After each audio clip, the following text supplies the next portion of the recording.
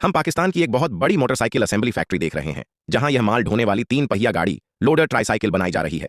सबसे पहले चेसिस से काम शुरू होता है। पीछे का एक्सल स्टैंड पर रखा जाता है, फिर उस पर लीफ स्प्रिंग लगाया जाता है।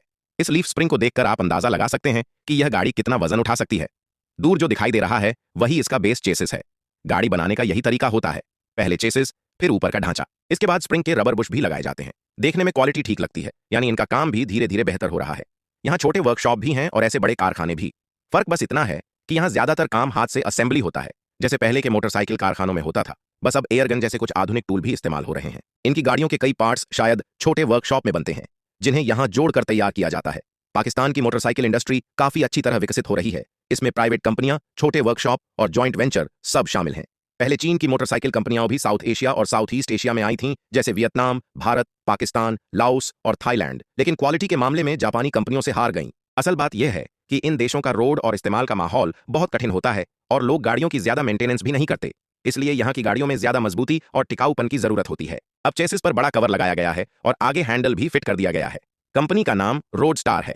इसके बाद हैंडल पर ब्रैकेट लगाकर उसे कस दिया जाता है, टॉर्क भी सेट किया जाता है, आगे का पहिया भी टाइट किया जाता है और ब्रांड का स्टिकर लगाया जाता है। इससे लगता है कि कुछ पार्ट्स बाहर से खरीदकर यहाँ जोड़े जाते हैं। फिर वायरिंग कनेक्ट की जाती है। हेडलाइट, ब्रेक, क्लच आदि सबको जोड़ना पड़ता है। इसके बाद इंजन लगाया जाता है, जो पहले से असेंबल किया हुआ होता है। यह लगभग 150 सीसी का इंजन है और इसमें वाइब्रेशन कम करने के लिए स्प्रिंग माउंट भी दिया गया है। इसके बाद इंजन के साथ बाकी चीजें जोड़ी जाती हैं, throttle cable, air intake, exhaust आदि। एयर फिल्टर बॉक्स लगाया जाता है और सारी वायरिंग को ठीक से बांधा जाता है। फिर एक स्पेयर टायर भी लगाया जाता है ताकि रास्ते में परेशानी ना हो।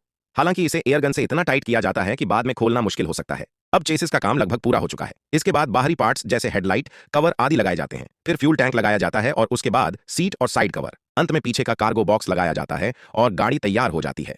इसमें एक अतिरिक्त सीट भी होती है जिससे कोई और व्यक्ति भी बैठ सकता है। फैक्ट्री से बाहर जाने से पहले गाड़ी को रोलर पर टेस्ट किया जाता है ताकि यह देखा जा सके कि इसकी परफॉर्मेंस सही है या नहीं। सब कुछ ठीक होने के बाद गाड़ी डिलीवरी के लिए तैयार हो जाती है।